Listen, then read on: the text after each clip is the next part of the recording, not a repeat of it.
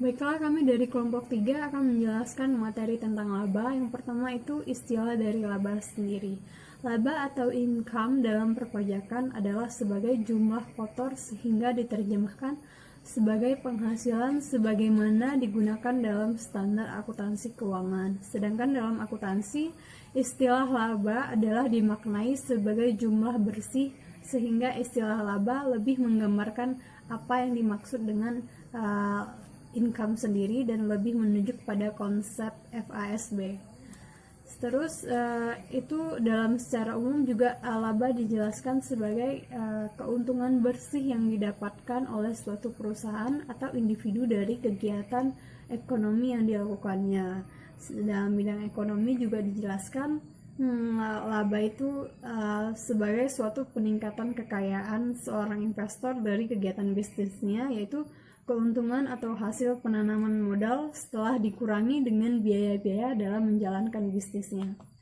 Selanjutnya saya akan menjelaskan tentang tujuan pelaporan laba. Dalam praktiknya, peran pengguna laporan keuangan menggunakan konsep laba dan model pengambilan keputusan yang berbeda-beda. Pengertian dan cara pengukuran yang berbeda-beda ini dikesampingkan dalam hal tujuan dari pelaporan laba. Laba akuntansi dengan berbagai interpretasi yang disebutkan di atas diharapkan dapat digunakan antara lain untuk indikator efisiensi penggunaan dana yang tertanam dalam entitas bisnis yang diwujudkan dalam tingkat kembalian atas investasi. Yang kedua itu pengukur prestasi atau kinerja badan usaha dan manajemen. Yang ketiga ada dasar penentuan besarnya jumlah kena pajak.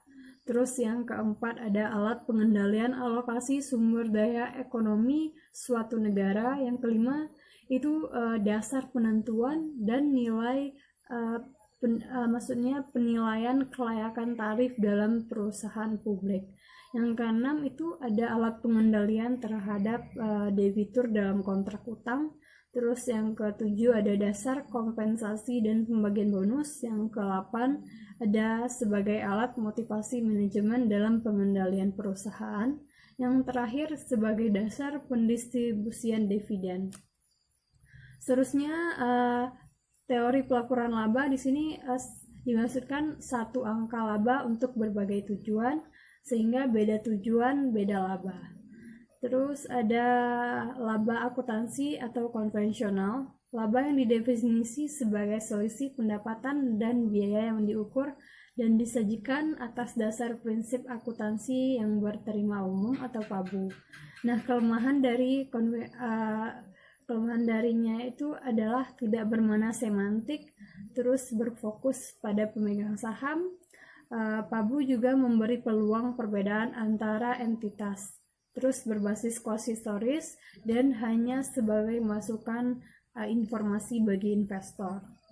Terus selanjutnya tataran teori laba. Berbeda dengan elemen lain, laba dibahas dalam beberapa tataran semiotika karena laba akrual dipandang bermanfaat untuk memprediksi aliran kas masa datang. Terus selanjutnya itu ada konsep dalam tataran semantik. Nah, membahas bagaimana laba dimaknai atau diharapkan berfungsi serta apa makna yang harus melekat pada laba. Itu yang pertama adalah pengukur kinerja, yang kedua ada konfirmasi harapan investor, dan terakhir adalah estimator laba ekonomik. Selanjutnya itu perbedaan laba akuntansi dan ekonomik. Aspek pembedanya antara laba akuntansi itu dari sudut pandang. Laba akuntansi itu sudut pandangnya perekayasaan, penyusunan standar, dan statement. Sedangkan laba ekonomik itu sudut pandangnya pemegang saham. Terus dalam dasar pengukuran laba akuntansi lebih ke cost historis, sedangkan laba ekonomik itu terdapat cost kesempatan nilai likuidasi. Nah, dalam makna ekonomik sendiri, laba akuntansi dimaknai dengan kelayakan ekonomi jangka panjang, sedangkan laba ekonomik kelayakan ekonomik jangka pendek.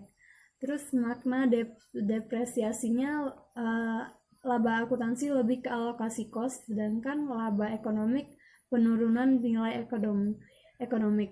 Terus unit pengukurnya itu laba ekonomi menggunakan daya beli, sedangkan laba akuntansi menggunakan rupiah nominal. Untuk sasaran pengukurannya, laba akuntansi menggunakan laba uang atau nominal, sedangkan laba ekonomik lebih menggunakan laba real. Terus konsep landasnya, laba akuntansi lebih ke continuous atau accrual, sedangkan laba ekonomik itu lebih ke likuidasi atau nilai tunai. Terakhir itu fungsi aset. Laba akuntansi lebih ke sisa potensi jasa, sedangkan laba ekonomik fungsi asetnya difungsikan sebagai simpanan atau sediaan nilai. Terus makna laba, yang pertama itu kenaikan kemakmuran atau kapital. Terus yang kedua kenaikan dalam suatu periode, dan ketiga itu dapat dinikmati, didistribusi atau ditarik oleh entitas yang menguasai atau mempunyai klaim terhadap kemakmuran atau kapital, asalkan kemakmuran itu bermula-mula tetap dijaga keutuhannya. Terus laba versus kapital ini dimaknai dengan laba itu kan bermakna aliran atau flow, sedangkan kapital bermakna sediaan atau simpanan atau stok. Terus dalam konteks periode waktu keduanya saling berkaitan. Terus selanjutnya definisi umum, formal, dan semantik akan dijelaskan oleh Vira. Fisis ini timbul kalau kapasitas produksi fisis ini pada akhir periode melebihi kapasitas produksi pada awal periode. Nah, perbedaan antara dua jenis kapital nominal dan fisis ini tuh kalau kapital itu dapat dilihat dari pengaruh perubahan harga aset yang ditahan atau kewajiban yang ditanggung selama satu periode. Kayak dalam kapital finansial tuh pengaruh perubahan diakui sebagai untung atau rugi, menahan atau ditahan dilaporkan melalui statement laba rugi. Kayak sedangkan kapital fisis ini pengaruh perubahannya itu diakui kayak sebagai penyesuai dari kapital, kayak nggak termasuk lagi dalam statement laba rugi. Kalau dari berdasarkan skala pengukuran itu ada skala nominal dan skala daya beli. Kalau skala nominal tuh kayak gimana ya, skala nominal tuh kayak yang sekarang terjadi, kayak satuan rupiah sebagaimana, jadi kayak memperhatikan perubahan daya beli seiring berjalannya waktu akibat perubahan kondisi ekonomi. Kayak kenyataannya nilai satuan uang rupiah itu kayak berubah karena adanya inflasi. Contohnya kemarin dulu kita bisa beli permen 500 perak 10 biji, terus sekarang kita harus beli kita kalau mau dapat permen 10 biji itu harus bayar 1000, kayak gitu kalau skala nominal. Kalau skala daya beli itu kayak lebih tepatnya skala rupiah daya beli atau skala beli itu menjadi konstan, merupakan mengatasi kelemahan skala rupiah nominal. Kayak skala rupiah nominal itu dinyatakan kembali dalam bentuk rupiah atas dasar indeks harga tertentu. Nah, yang ketiga ini ada pengukuran dasar atau atribut dari pengukuran. Yang pertama itu ada cost historis. Kalau cost historis nih kayak lebih ke jumlah harga pertukaran yang tercatat dalam sistem pembukuan. Kalau yang cost sekarang itu kayak menunjukkan jumlah harga pertukaran atau kesepakatan yang diperlukan oleh unit usaha untuk memperoleh aset dalam suatu jenis. Jadi kayak apa sih perbedaan antara cost historical cost sama yang cost yang sekarang itu bukan karena perubahan harga umum, tetapi karena kayak perubahan harga tertentu. Itu bisa jadi pemicunya itu entah dari teknologinya, fungsinya, ataupun selera, kayak mengikuti trendy sekarang. Kayak gitu, melihat dari perubahannya. Selanjutnya itu ada pengukuran laba dengan mempertahankan kapital. Kayak pendekatan kapital implikasi itu terhadap penentuan laba antara lain adalah kapitalisasi aliran kas harapan. Kayak konsep laba ini tuh lebih ke konsep laba ekonomik. Kayak konsep ini ditentukan dari nilai kapitalisasi investasi pemegang saham pada awal dan akhir periode. Yang kedua adalah penilaian pasar atas aset bersih perusahaan. Kayak penilaian ini memandang kapital sebagai finansial, kayak dimana kapital itu diukur atas dasar berapa jumlah rupiah yang investor bayar untuk seluruh kekayaan dikurangi dengan seluruh kewajiban untuk memperoleh nilai kapital yang wajar yang dapat digunakan. Nah, kalau setara kas sekarang itu kayak penilaian ini memandang kapital sebagai kapital fisik, kayak dasar pengukurannya itu jumlah rupiah setara dengan tunai pos aset dikurangi dengan jumlah rupiah yang setara dengan semua hutang. Kayak berbeda dengan penilaian pasar aset. Penilaian pasar atas aset bersih perusahaan, kayak penilaian ini merupakan jumlah harga pasar tiap jenis secara individual. Yang selanjutnya itu harga masukan historis. Kayak harga masukan historis ini penilaiannya memandang kapital sebagai kapital fisik. Laba diukur berdasarkan selisih aset bersih awal dan akhir periode yang masing-masing kayak dinyatakan dalam cost historisnya. Kalau harga masukan sekarang itu perbedaan penilaian dengan harga masukan historis. Ini lebih ke pendekatan untuk menilai komponen-komponen kapital awal dan akhir dengan cost, cost masukan sekarang atau cost pengganti pada saat itu. Terus selanjutnya adalah pembertahanan daya beli. Kalau pembertahanan daya beli itu kayak pengukuran daya unit beli konstan ini basisnya adalah cost historis. Kayak kapital awal dan akhir tuh dinyatakan dalam unit daya beli konstan pada indeks dasar tertentu. Kayak secara umum penentuan laba atas dasar konsep pembertahanan kapital ini memerlukan penilaian atas kapital baik fisik maupun finansial pada awal dan akhir suatu periode. Yang selanjutnya ini adalah selanjutnya itu adalah definisi umum, formal dan juga semantik atas pengertian dari laba. Laba itu kayak tambahan kemampuan ekonomik yang ditandai dengan adanya kenaikan kapital dalam suatu periode yang berasal dari kegiatan produktif. Dalam artian luas itu kayak dapat dikonsumsi atau ditarik oleh pemegang atau entitas tanpa mengurangi kemampuan ekonomi kapital di awal periode. Nah, selanjutnya itu kita akan bahas tentang dari konsep pemetaan kapital, konsep pemertahanan kapital.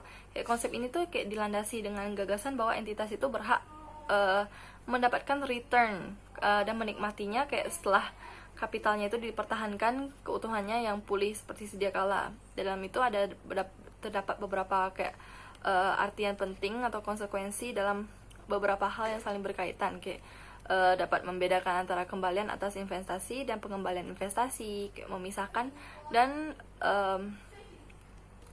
membedakan transaksi operasi dalam artian luas dengan transaksi pendanaan dari seorang pemegang atau entitas, kayak menjamin agar laba itu dapat didistribusikan dan tidak mengandung pengembalian investasi. Terus memungkinkan penentuan jumlah penyesuaian kapital untuk mempertahankan kemampuan ekonomi. Terus kayak memungkinkan penerapan pendekatan aset kewajiban secara penuh kayak dalam pemaknaan laba, kayak sehingga angka laba dalam akuntansi itu akan mendekati dengan angka laba ekonomi.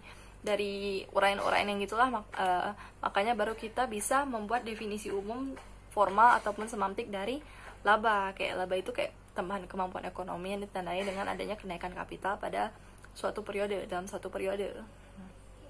Selanjutnya itu ada konsep laba dalam tataran sintaktik. Kayak konsep ini tuh mungkin harus dirasionalkan dalam bentuk standar dan prosedur akuntansi yang objektif, kayak sehingga dalam angka laba itu dapat diukur dan disajikan dalam statement keuangan. Nah, terdapat 3 kriteria pendekatan. Ada pendekatan transaksi. Kalau pendekatan transaksi itu kayak diukur dari pas terjadinya transaksi, kayak terutama transaksi dari eksternal, kayak kemudian terakumulasikan sampai akhir periode. Pengakuan laba atas dasar pendekatan ini tuh kayak sama dengan pengakuan pendapatan, pengakuan biaya atas dasar kriteria konsumsi manfaat.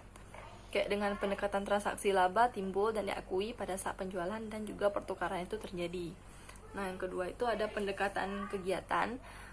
Kalau pendekatan kegiatan ini, laba ini dianggap timbul bersamaan dengan berlangsungnya sebuah kegiatan tersebut, kayak bukan dari sebagai hasil dari suatu transaksi pada saat tertentu.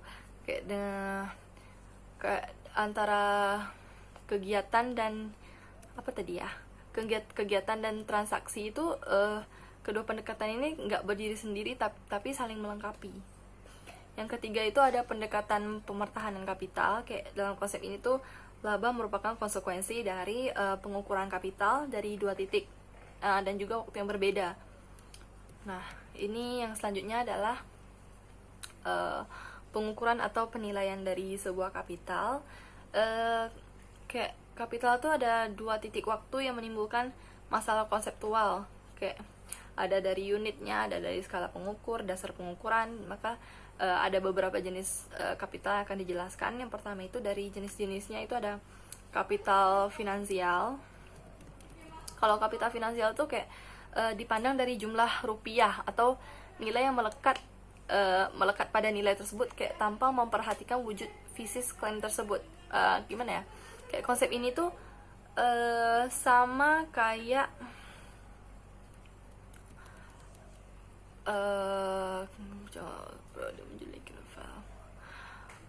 konsep ini tuh kayak pengembalian atas kapital finansial akan timbul bila jumlah rupiah itu pada suatu akhir periode melebihi jumlah klaim finansial pada awal periode, kayak setelah pengaruh dari transaksi pemilik ataupun pemegang klaim selama periode yang dikeluarkan. Nah, yang kedua itu ada kapital fisis. Kalau kapital fisis itu kayak lebih ke sumber ekonomik dari yang dikuasai oleh entitas, kayak dipandang atau dimaknai kayak kapasitas produksi fisis itu kayak menghasilkan barang atau jasa. Kayak dengan konsep ini laba atas pengembalian laba atau return. Ya, konsep laba dan tataran pragmatik. Kayak tataran ini membahas apakah informasi laba itu bisa bermanfaat atau apakah informasi laba ini nyatanya digunakan atau enggak sih gitu. Kalau prediktor aliran kas ke investor tuh aliran kas yang diterima atas atau yang diharapkan oleh investor akan dipengaruhi oleh kemampuan perusahaan untuk menciptakan kas yang cukup untuk membayar semua kewajiban pada saatnya, kayak mendanai keperluan operasi, membayar dividen, reinvestasi, kayak bayar bunga dan lain-lainnya. Terus untuk yang perkontrakan efisien itu nggak banyak menimbulkan persengketaan dan juga mendorong pihak yang kontrak itu melaksanakan apa yang sudah diperjanjikan. Yang ketiga, pengendalian manajemen. Itu laba kayak punya peran penting dalam suatu sistem pengendalian manajemen. Kayak sistem ini kayak dirancang untuk mengerahkan perilaku para manajer agar mereka memaksimumkan kepentingan dirinya ataupun divisinya. Terus selanjutnya ada teori pasar efisien. Ini lebih ke reaksi pasar modal terhadap informasi yang digunakan kayak untuk mengukur atau nguji kebermanfaatan informasi mereka. Kayak hubungan antara informasi dan harga saham itu kayak dibahas dalam suatu konteks yang disebut dengan efisiensi pasar. Makanya ini tambahan aja ya, kayak kita dapat 3 bentuk efisiensi. Yang pertama ada bentuk lemah, yang kedua semi kuat, yang ketiga kuat. Kalau yang lemah itu kayak refleksi secara penuh informasi harga dan volume sekuritas masa lalu. Kalau yang semi kuat itu kayak lebih ke semua informasi yang tersedia secara publik, termasuk data statement keuangan. Kalau yang ketiga kuat itu kayak secara penuh semua informasi private yang tidak dipublikasikan. Nama saya Korino Samiati, NPM 1742133. Saya akan menjelaskan apa itu relevansi. Sebuah perusahaan itu apakah dapat bisa dilihat dari angka akuntansinya seperti laba, nilai buku, dan aliran kasnya untuk menjelaskan perubahan nilai perusahaan, sehingga dapat yang ditunjukkan dari sebuah harga saham dari perusahaan tersebut. Paling tidak informasi yang ada di akuntansi tersebut tadi dapat menjadi estimator nilai perusahaan tersebut. Ya, jadi kita memiliki informasi akuntansi untuk dibandingkan kepada variabel nilai perusahaan tersebut. Beberapa perusahaan memiliki angka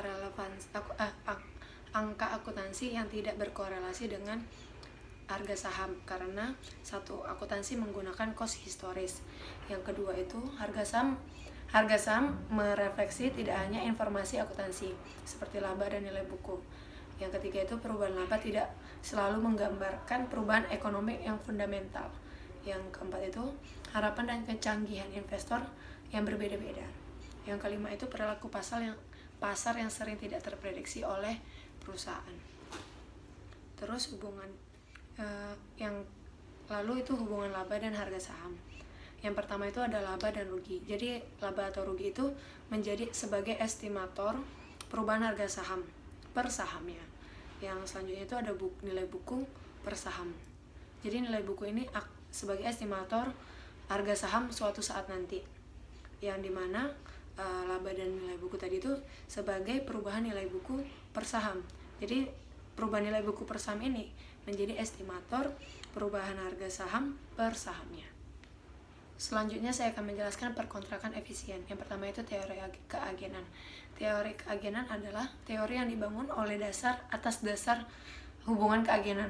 Jadi pemasukan angka akuntansi atau angka laba dari dalam kontrak itu mendorong pihak berkontrak. Jadi untuk mendukung nilai laba kita lebih tinggi itu kita mendukung perusahaan kita tuh untuk berkontrak atau kayak bekerja sama bersama agen untuk mencapai tujuan kontrak sehingga kontraknya menjadi efisien.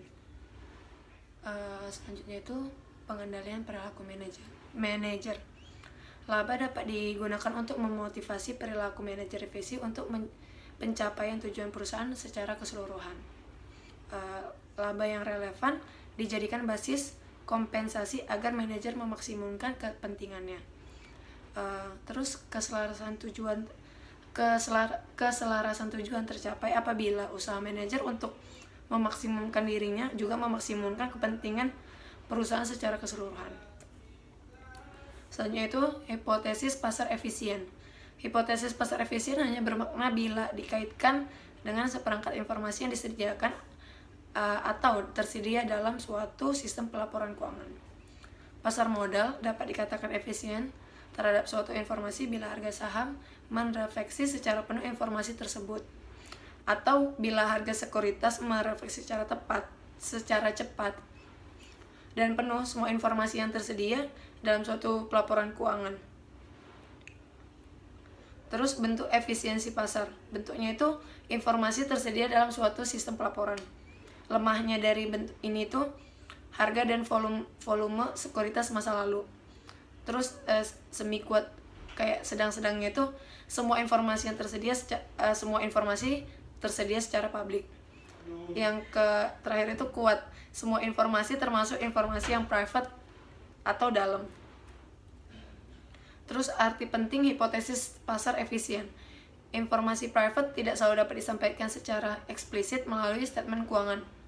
Laba membawa serta informasi private yang disampaikan oleh manajemen. Laba mengandung informasi di dalamnya. Hipotesis pasar efisien merupakan sarana pengujian empiris kandungan informasi laba. Yang pertama itu pengujian peristiwa, yang kedua itu pengujian asosiasi atau nilai relevan laba. Oke, ini adalah variabel pengujian empiris. Yang pertama ini mengukur RA. Ini adalah rumus-rumusnya, return sesuai min sama pasar. Baru mengukur RAK, return pasar kumulatif. Ini rumusnya. Konsep pengujian empiris itu umumnya menggunakan proses regresi. Baru LK diregresi terhadap R, RA atau RAK dalam periode jendela untuk perusahaan sampel. Baru koefisien R, RA atau RAK itu menunjukkan asosiasi. Bila koefisien secara statistis signifikan, berarti terdapat asosiasi. Ini berarti variabel akuntansi menjelaskan variabel pasar. Baru dapat disimpulkan bahwa angka akuntansi mempunyai relevansi nilai dalam mencari informasi laba. Umumnya menggunakan t-test. Baru prinsip pengujian empiris, bila RAK atau RA min perusahaan sampel dalam periode jendela statis berbeda dengan nol, berarti terdapat reaksi pasar terhadap peristiwa. Itu jika reaksinya dapatnya positif atau negatif. Laba dan teori entitas itu membahas berbagai konsep entitas selain kesatuan usaha dan implikasi terhadap pengertian dan penyajian laba. Ada beberapa contoh yaitu usaha bersama, usaha atau bisnis, investor, pemilik residual, pengendali, dan dana. Dana didefinisikan sebagai entitas fiskal dan akuntansi dengan status akuisekuensi yang merekap uang tunai dan sumber daya keuangan lainnya, bersama dengan semua kewajiban yang terkait residu ekuitas atau saldo, dan perubahan yang di dalamnya yang dipisahkan untuk tujuan melakukan kegiatan sesuai dengan peraturan khusus dan batasan atau limitnya. Dana memiliki dua pengertian. Yang pertama itu kas, aset liquid atau sumber keuangan. Lalu yang kedua itu kesatuan atau entitas akuntansi dengan memiliki persamaan akuntansi yang spesifik, yaitu aset sama dengan pembatasan penggunaan aset, lalu aset liquid sama dengan saldo dana. Entitas itu menentukan bentuk persamaan akuntansi, komponen penentu laba, dan siapa yang akan menerima laba. Contoh operasi dan anggaran, contohnya seperti jika kita menerima pendapatan atau piutang, maka saldo dana kita akan bertambah. Kalau kita memiliki utang, maka saldo dana kita akan berkurang. Skala itu berfungsi sebagai menerima dan membelanjakan sumber liquid dalam satu periode. Lalu entitas akuntansi itu mempertanggungjawabkan kekayaan dan utang pemerintah dalam bentuk persamaan akuntansi dana. Ini merupakan persamaan akuntansi dana, operasi dan anggaran. Ini rumusnya awal periode, selama periode, dan akhir periode.